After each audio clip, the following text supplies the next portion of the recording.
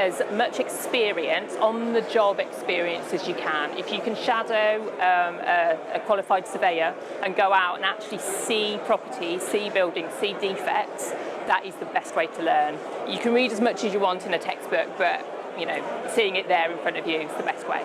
Get involved online with things like LinkedIn, speak to people who are already in the industry. There are WhatsApp groups you can get involved with, and a Facebook group called the Surveyor Hub, which is really, really helpful.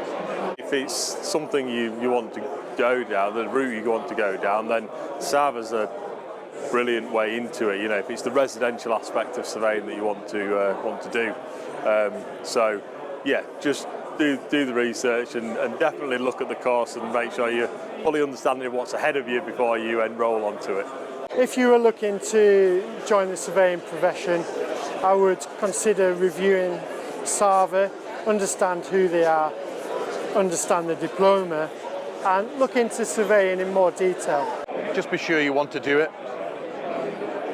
Factor in the time, the learning, and the reward will come at the end. You should realise it's a lot of hard work, A, to get the qualification, and to continue to work hard to ensure that the profession is given a good standing.